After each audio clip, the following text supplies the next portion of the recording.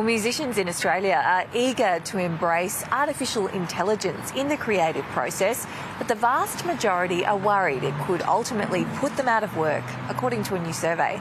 Songwriter and chair of APRA, the Music Rights and Royalties Organisation, Jenny Morris, joins us now. Great to see you, Jenny.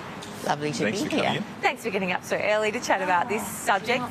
It is important, though, isn't it? Because as AI emerges, it's still new technology. It's expanding across the world in so many fields. How do musicians feel about AI and the emergence of AI in music?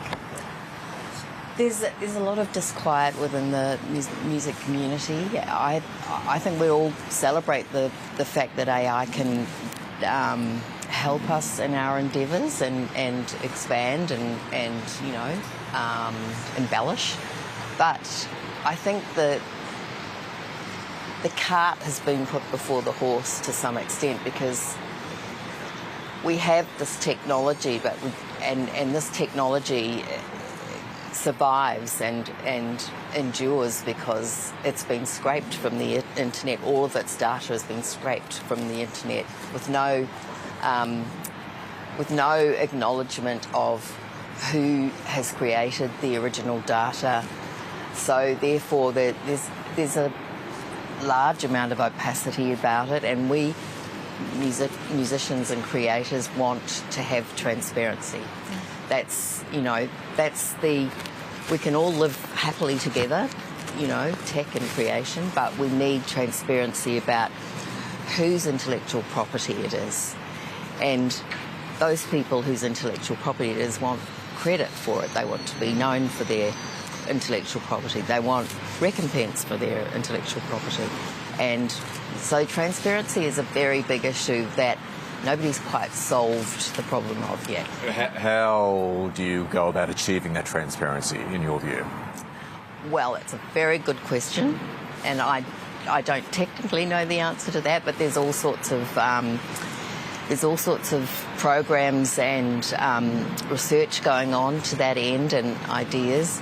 I think mainly what we want to do is get the government to acknowledge the worth of intellectual property in the mix, and in so doing, like the EU Parliament, which has passed AI legislation, just the actual acknowledgement of the value and the ownership of that intellectual property is the start.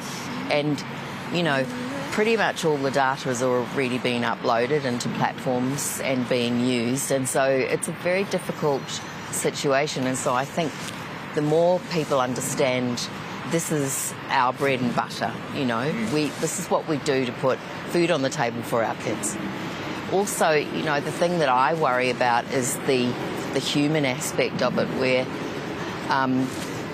AI-generated music is not the same as human-generated music. Yeah, that was one of the interesting things in the study, or that I found, or in the survey rather, that some musicians said actually they wouldn't mind using AI for a bit of help with lyrics. But you've got some scepticism over that. Would you have used AI to write a song? I personally would not, but I understand why people do, and I'm not down on that. Yeah. I just,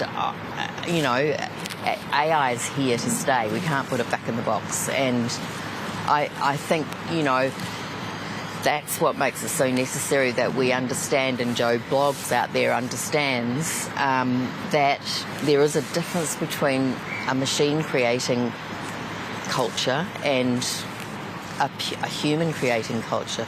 Another big worry for a lot of people is the appropriation of Indigenous culture, and that's not something you can teach a machine. No, I think 80% of the people, the First Nations people who were part of the study, are very worried about that too. Yeah, I can see why. Yeah, it's a really interesting survey. Thanks, Jenny, very much for coming to talk to us about it, and I'm sure it's going to be an ongoing discussion in a lot of fields. Yeah. Thanks, Jenny.